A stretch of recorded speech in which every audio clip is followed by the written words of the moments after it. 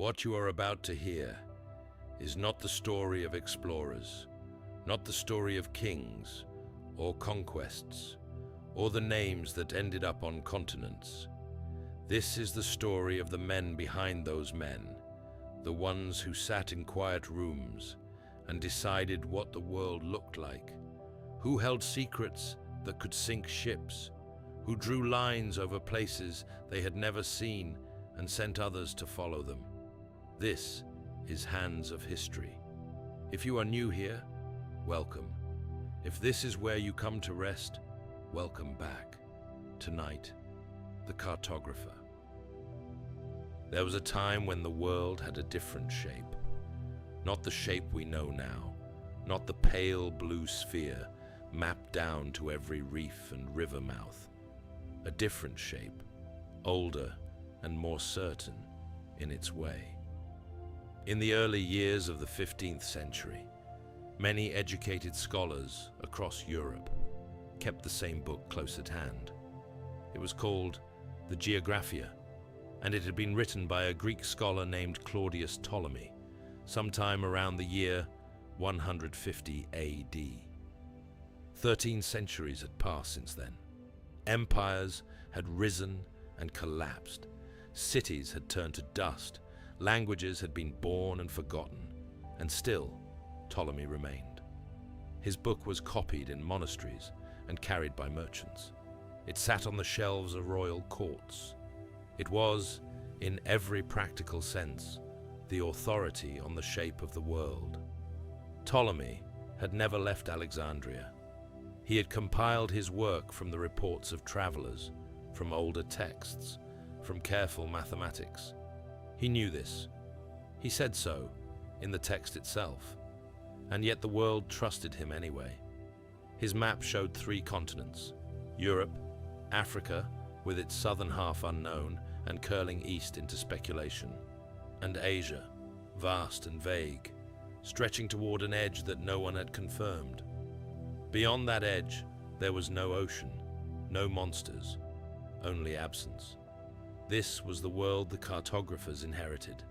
Picture a room with northern light through a narrow window. A table. Stretched vellum, pale and slightly rough under the fingertips, smelling faintly of the animal it had once been.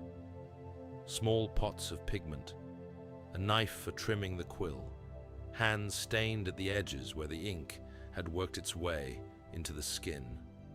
This is where maps were made. The men who sat at these tables were not explorers. Some had traveled, but most had not. They were, in the most precise sense, gatherers of knowledge. They received information, assessed it, and made decisions about what to trust, what to question, what to place on the vellum as if it were certain. It was quiet, slow work, and in its quietness, it carried a kind of power that was easy to underestimate. The maps of this period had a quality that later centuries would find strange. They were not empty where knowledge ran out. They were full. Where the coastline dissolved into uncertainty, the cartographer did not leave bare vellum. He drew sea creatures rising from the water, dog-headed men in the interior of unknown continents, cities somewhere beyond the next range of mountains. We tend to read these images as superstition, but that's not quite right. Some were warnings, shorthand for dangerous currents and unpredictable winds. Some were placeholders, waiting to be replaced by something more precise, and some were something else entirely. A cartographer who served a crown had interests. His king had interests, and a coastline that led somewhere valuable was not always a coastline you wanted your rivals to find. There is a word that appears in the documents of this period, padrão. In Portuguese, it meant something close to standard, an official record, the authorized version. The padrão real, the royal standard map, was kept under lock in Lisbon. Every ship that returned from the African coast, from the Atlantic islands, from waters that had no European name yet, its pilot was required to report, to describe what he had seen, to surrender any charts made at sea. This information went into the Padrao. The master was updated, and older versions were sometimes destroyed. The most accurate picture of the world that existed, the accumulated knowledge of hundreds of voyages, was a document in a locked room. The maps that circulated elsewhere in Europe were always slightly behind, always missing something. This was not an accident. The cartographer who worked within this system understood his position exactly. He was given access to things most men would never see. Logbooks, written in the cramped hand of pilots who had spent months at sea. Coastlines sketched quickly before the light changed. Testimony from sailors who had stood on shores with no name, yet in any European language. He sat with these materials and worked slowly, and he made decisions. What to include, what to leave uncertain, where to draw the line with confidence, and where to let it trail away. Every mark on the vellum was a kind of translation from the uncertain and human into something fixed, something that would outlast the people who had provided it, something kings would use to decide where to send their ships and how many men. He knew this. He worked with this knowledge every day. It was a quiet burden, nothing more dramatic than that, just the slow weight of knowing things that others did not. By the 1470s, the world was beginning to move faster than any map could follow. Portuguese ships had been working their way down the African coast for decades, each voyage going a little further south, each pilot bringing back a little more coastline. The great eastern curve of Africa that Ptolemy had drawn, the one that closed the Indian Ocean like a wall, was being taken apart, degree by degree. In Lisbon, in quiet rooms with northern light, the cartographers worked. The Padrao was updated. The official map of the world changed carefully behind its locked door, while the version that circulated in Florence, in Venice, in Antwerp, remained months or years behind. This gap between what was known and what was shown was where the cartographer lived. And somewhere in Lisbon, in a room lit from the north, a man bent over pale vellum and decided how much of the world others were allowed to see. Not every building announces what it holds. The Royal Trading House stood near the waterfront in Lisbon, a practical building with stone walls and heavy doors, the kind of place that did not invite a second glance. But inside, in its upper rooms, something extraordinary was happening. The world was being assembled.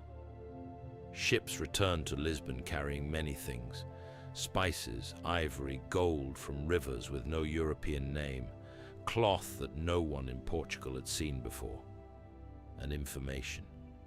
Every pilot who had navigated the African coast, the islands of the Atlantic, the slow curve of the world southward, he was required to come here, to this building, to sit across a table from men who had never left Portugal, and describe, in as much detail as he could remember, everything he had seen. The coastline, the depth of the water, the direction of the currents, the winds in different seasons, the color of the water when land was near. The men at the table listened. They wrote things down, and then the pilot went home, and the information stayed. There was a word for what these men were doing: the writing of the world. It sounds grand, but the work itself was not always grand. It was slow and careful, and it involved sitting for long hours with contradictory accounts and trying to find the truth somewhere between them. Two pilots who had sailed the same coast might describe it differently. One remembered a bay, the other remembered a headland. One measured the latitude and wrote one number, while the other wrote something different. The cartographer had to decide. He had no way to go back and check.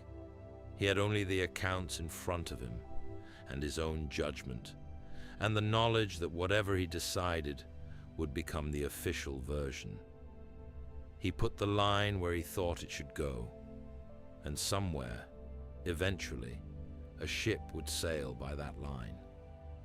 The vellum itself took preparation. Calfskin, usually, soaked and stretched on a wooden frame while still wet, then left to dry under tension. When it was ready, it was pale and slightly translucent, thinner than paper, and stronger than paper, with a surface that held ink differently depending on which side you worked. The cartographer knew his materials, the way a carpenter knows wood. He knew how the ink would spread if the vellum was slightly damp. He knew which pigments would stay bright over years and which would fade. He knew how to stretch a grid of lines across the surface, the wind roses and the rum lines radiating outward from fixed points that would allow a navigator to lay a ruler across the map and find his bearing. It was craft, slow and physical and exacting, and underneath it, always, the question of what to put where. Access to the Royal Standard Map was not given freely. There were men in the building who spent their careers working with partial information. They were skilled and trusted, but not trusted with everything.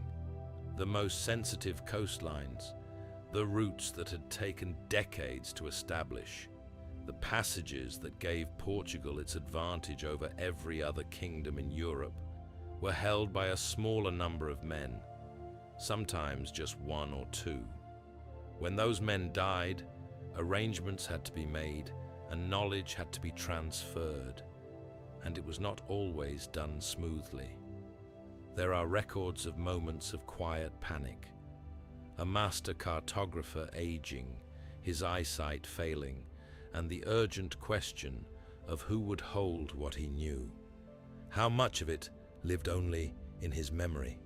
How much had never been written down at all? Knowledge, it turned out, was fragile in ways that stone and gold were not. The cartographer who held a senior position understood something about his own value.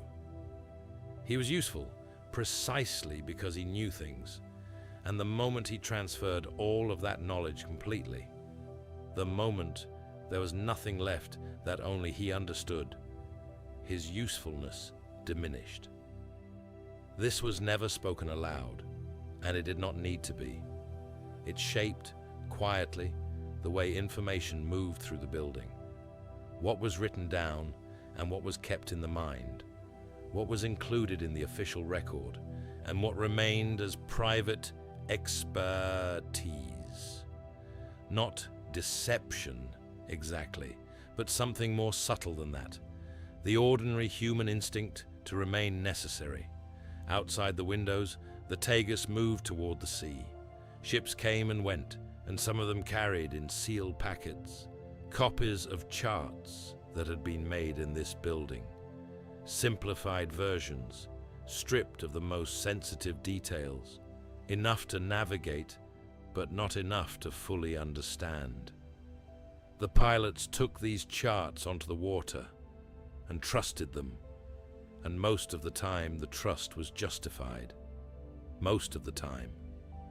And in the upper rooms of a building near the waterfront, a man sat with a quill and a pot of ink, the color of night, and added another small line to the edge of the known world. Outside, the river, and beyond the river, the ocean, and beyond the ocean, the places that the line was slowly reaching toward. He did not rush, because there was no point in rushing. The world would still be there tomorrow, and so would the secrets. Not every map was wrong by accident, and some were wrong by design. This is not a dramatic claim. It was simply one of the tools available to a cartographer who served a crown with interest to protect. Think about what a map could do in the wrong hands. A rival kingdom with accurate charts of the African coast could replicate a route that had taken Portugal 30 years to establish. 30 years of voyages, of ships lost, of pilots who died, learning which currents ran which way in which season. All of that erased, transferred, made available to someone who had not paid for it. The cartographer understood this arithmetic, and so when maps were made for circulation, for trade, for diplomacy, for the eyes of foreign merchants, certain things were adjusted. A cape moved slightly north or south, a bay that served as a landmark removed, a dangerous reef left off entirely, which made the chart cleaner, and also, quietly, more dangerous for anyone who did not already know it was there. Small changes, careful changes, the kind that were difficult to detect unless you had already sailed the coast yourself. There was a cartographer named Diogo Ribeiro who worked in the early 16th century, eventually for the Spanish crown, which was by then competing directly with Portugal for dominance over the world's new routes. Ribeiro made what is considered one of the most accurate world maps of his era, and it still exists. Versions of his maps survive today in several major collections, including the Vatican. And even in that map, a map made by a man who had access to the best information available, there are distortions, coastlines stretched or compressed, distances that do not quite match the reality. Some of this was the limitation of the instruments, some of it the limitation of the accounts he was working from, and some of it was something else. The line between honest error and deliberate adjustment was not always clear, perhaps not even to the cartographer himself. There is something worth sitting with here. The men who made these choices were not, in most cases, reckless. They were careful and methodical, and they had spent years learning to be precise. And yet precision, in their profession, was always in service of something. A king, a trade route, a political arrangement between crowns. The map was never only a map. It was an argument, a position, a version of reality that someone had decided to make official. The consequences of a wrong map were not abstract, because ships went where the map said to go. There are accounts, quiet bureaucratic accounts written in the dry language of official records, of expeditions that found nothing where the map had indicated something, a strait that did not exist, a passage that turned out to be a coastline, unbroken, stretching further than anyone had estimated. Men died in these places, not dramatically, and not in great battles, but of thirst mostly, of hunger, of the slow failure of bodies that had been at sea too long, looking for something that was not there. The cartographer who had drawn that map was, by then, back in his room, working on the next one. He may not have known what his line had cost, or he may have known exactly. The maps that were kept secret had their own kind of pressure, because secrets require maintenance. A coastline accurately mapped in 1480 might be circulated in slightly wrong form through the following decades, each copy made from the previous copy, each copy carrying the same deliberate errors forward through time. And then someone would return from that coast with new information, The Padrao would be updated, and the internal version would change. But the version in circulation, the one in the hands of foreign merchants and rival navigators, that one stayed wrong. Until it didn't, until someone sailed the coast carefully enough, or bought information from the right person, or simply outlasted the secret. Secrets, like maps, had edges, and beyond the edges were things that refused to stay hidden. There were men who sold what they knew, and while it was not common, it happened. A pilot who had sailed the route, a junior cartographer who had seen more than he was supposed to see, a man who needed money or had been passed over for a position he felt he deserved. The penalties, when these men were caught, were severe, not always death, but severe. And yet the information moved anyway, across borders and through intermediaries, in letters written in careful, indirect language that could be read two ways. The world was too valuable to stay in one room. And in Lisbon, in Sevilla, in the quiet buildings where the official versions were kept, the cartographers worked on, adding lines and making adjustments and decisions that no one outside those rooms was supposed to know about. The ink dried on the vellum, the ship sailed, and the gap between the map and the world continued, patient and invisible, to do its work. There is a particular kind of loneliness that comes with certain kinds of knowledge, not the loneliness of isolation, not the loneliness of being misunderstood, but something quieter than that. The loneliness of knowing things that you cannot discuss, that you are not permitted to discuss, that would, if spoken in the wrong room, end your career or worse. To become a cartographer in this world was not a simple thing. It was not a profession you chose the way a man might choose to become a merchant or a soldier. It found you, or rather, the crown found you. The institutions that controlled cartographic knowledge looked for particular qualities, mathematical ability first, because a man who could not calculate latitude from the height of a star at noon was of limited use. But mathematics alone was not enough. They looked for steadiness, for a man who could hold a secret, the way a wall holds weight, without showing the strain, who could sit with a pilot just returned from months at sea and draw out every detail of what he had seen without revealing, in the process, anything about what was already known. They looked for men without obvious allegiances, without powerful families who might ask questions, without friends in rival courts. A cartographer's apprenticeship was long, years of copying existing charts, of learning the conventions of the craft, of demonstrating quietly and repeatedly that he could be trusted with small things before he was trusted with larger ones. By the time a man reached the inner rooms and the inner records, he had already given years of his life to the work, and the commitment was not only professional. It was difficult to imagine a life outside it, and perhaps that was the point.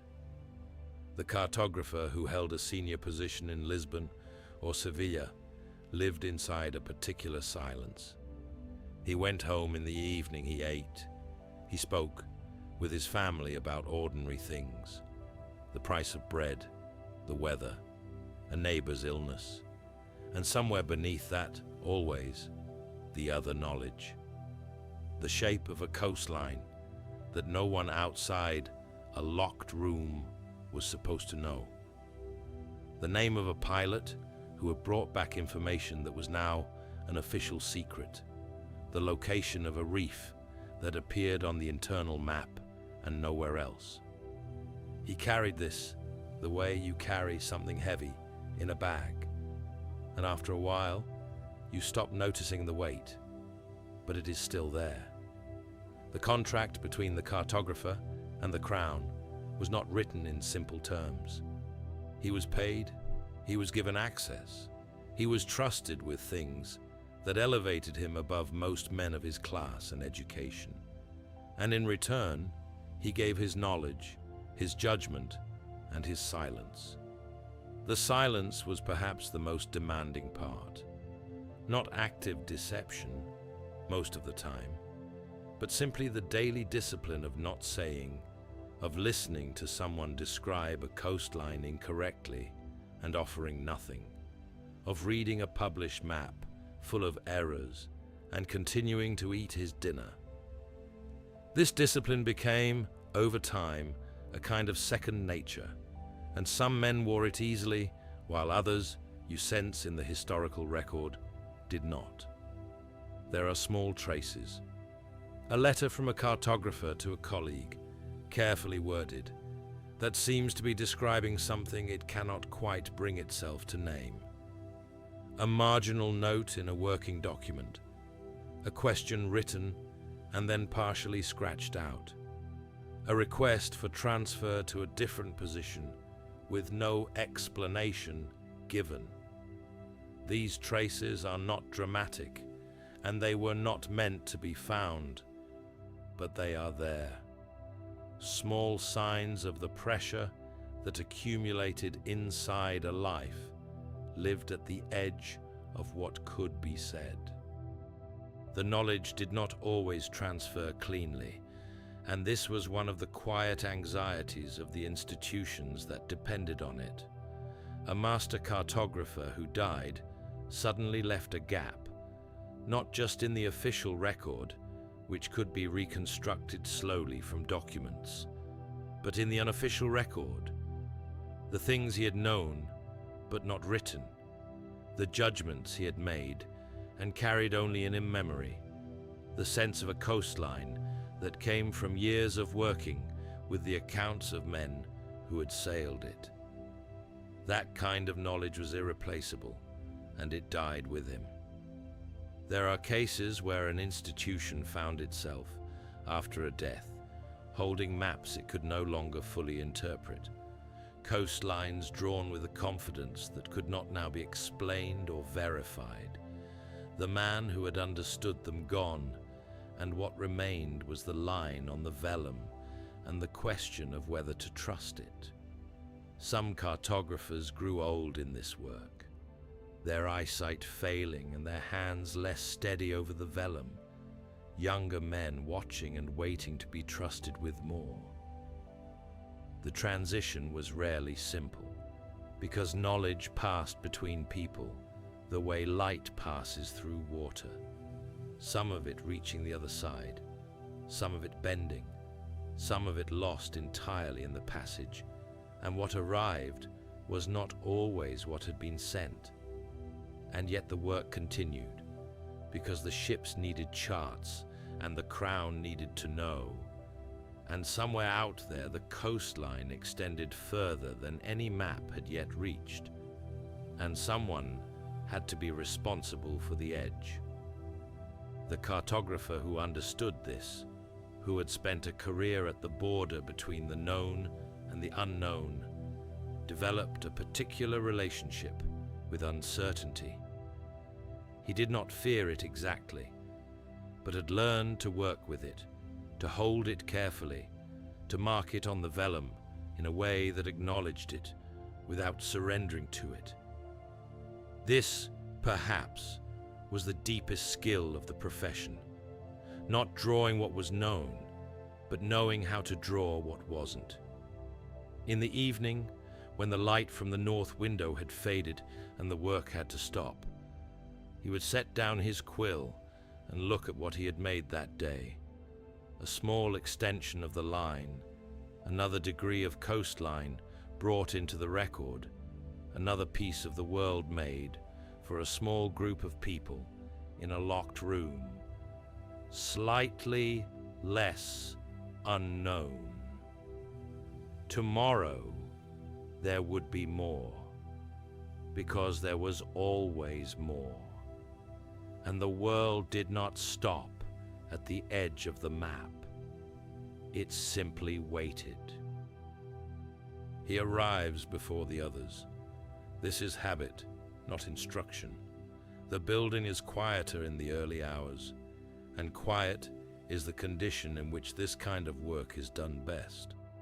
The room faces north, as all good workrooms should. Northern light is honest light, without the drama of morning sun or the flattery of afternoon gold. It falls evenly across the table, across the vellum already stretched and waiting, and it does not change much as the hours pass. A cartographer needs to see what is there, not what the light suggests might be there. He sets out his tools, the quill, trimmed the evening before, the small pots of ink, the pigments in their separate containers, the red ochre, the verdigris, the lampblack that goes into the outlines. He does not hurry this preparation. A man who hurries the preparation will hurry the work, and hurried work on vellum cannot be undone. The surface remembers everything. There is a logbook on the table this morning, brought up from the archive the previous afternoon. It belongs to a pilot who returned 3 weeks ago from a voyage south along a coast that had been partially mapped, but not fully trusted. The pilot's handwriting is cramped and irregular, the letters lurching slightly as if written on a surface that would not stay still, which of course it would not have been.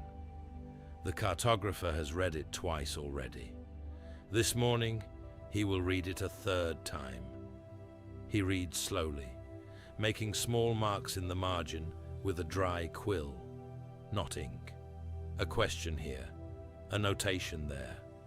The pilot describes a headland at a certain latitude, and the number he gives is slightly different from the number on the current internal map. The difference is small, a matter of minutes, not degrees. But small differences accumulate, and a coastline built from accumulated small differences will eventually betray the ship that trusts it. The cartographer sits with this for a while. The pilot is experienced, his observations generally reliable. The existing map was compiled from 3 earlier accounts, none of them as recent as this one. The arithmetic of trust runs in the pilot's favor, and yet changing the line means acknowledging in the official record that the previous version was wrong, and the previous version was signed by a man who no longer works in this building, a man whose reputation the institution has reasons to protect. He makes his decision.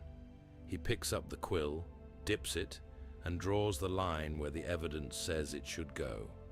The headland moves 2 minutes north. It is a small thing.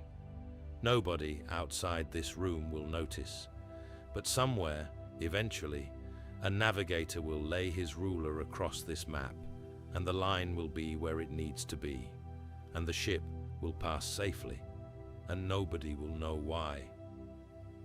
He works through the middle hours without stopping. The building fills around him. Footsteps in the corridor, voices from other rooms, the sound of the city outside filtered through thick stone walls. He does not find this distracting. The work has its own weather, its own interior silence that persists regardless of what happens around it.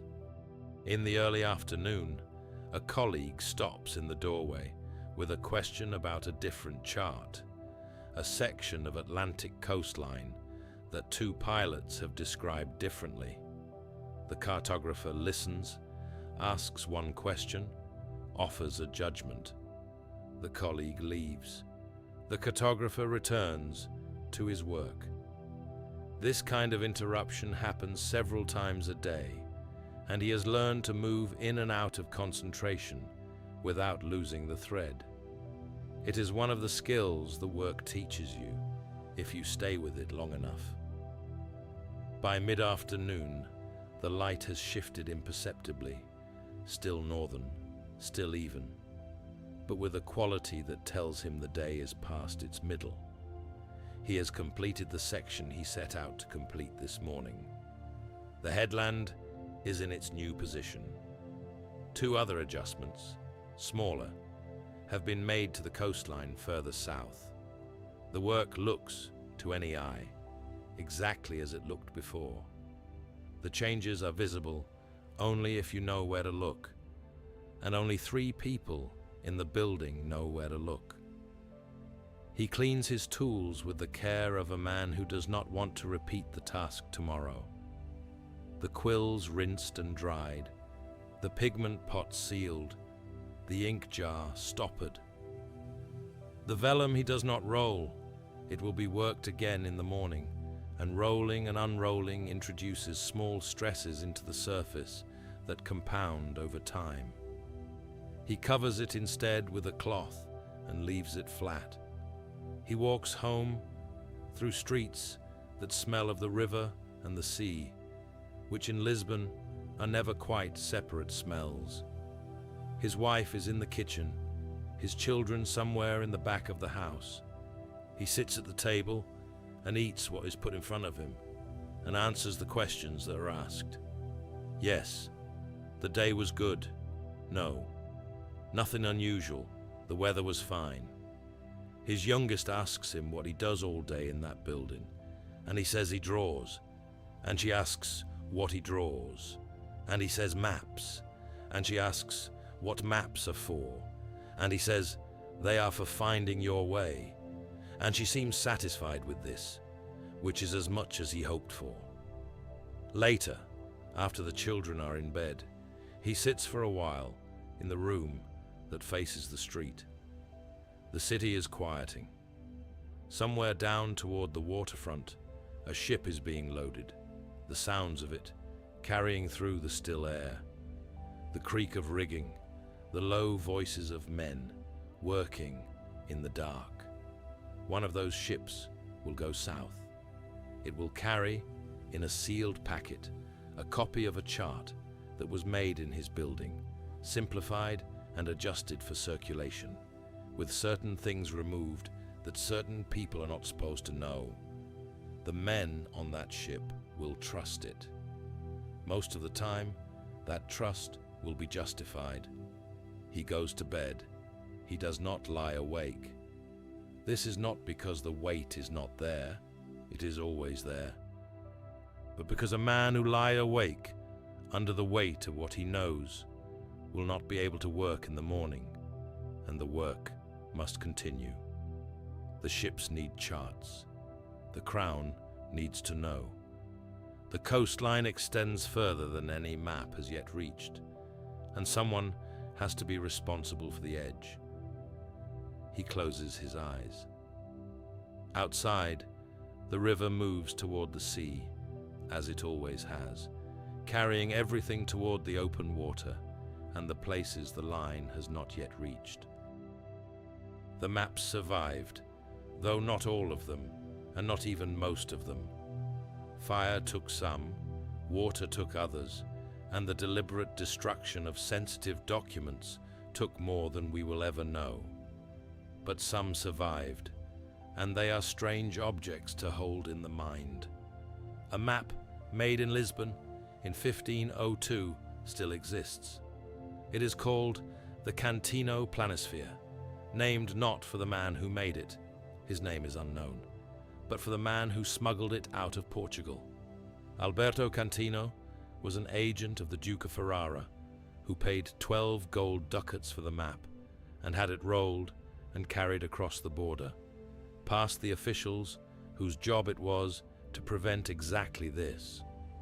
The man who made it, who had access to the Royal Standard map and had spent time in a room with northern light, translating the testimony of pilots into lines on vellum, that man is gone, and his name is gone. What remains is the map. Look at it, if you can find a reproduction.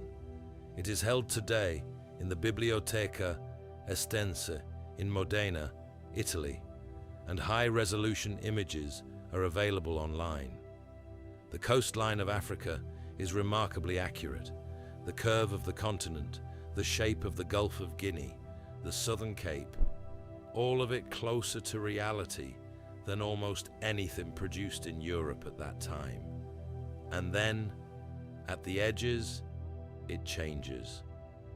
The further from the established routes, the more the coastline begins to drift and guess, filling in the spaces with a confidence that the underlying knowledge does not quite support. You can see, if you look carefully, exactly where the information ran out, because the line continues past that point, as it always does, but the quality of it changes. The cartographer knew this. He knew exactly where his certainty ended, and he drew past it anyway. There are other maps, one made in 1513 by an Ottoman admiral who had access to sources we cannot fully trace, shows coastlines that raise questions even now, shapes that seem to anticipate geography that Europeans would not officially reach for decades. Whether this is evidence of secret knowledge, or of misinterpretation, or of something else entirely, historians still disagree, and interpretations vary widely. The map does not explain itself, and maps never do. What these objects carry across 5 centuries is the texture of a particular kind of work. The decisions made in quiet rooms, the information carefully given and carefully withheld, the lines drawn with confidence over places that no one in that room had seen. The cartographers who made them are almost entirely anonymous. A few names survive, but most do not, and they were not celebrated the way that explorers were celebrated. They did not have their portraits painted or their names attached to the continents they helped to map. They sat in rooms, they worked with what they were given. They made decisions that shaped how the world understood itself for generations. And then they were gone. What remains is the line, pale ink on stretched vellum, 500 years old, the edge of a continent, the suggestion of a bay, a reef marked with a small symbol that meant, to the men who knew how to read it, something specific, something that is now partly lost. The man who put that line there is unknown, his sources are unknown, and his reasons for drawing it exactly where he did and not somewhere else are unknown. Only the line remains, and somewhere at the edge of it, just past where the certainty ends, the world continues, as it always did, and as it always does. That was Hands of History.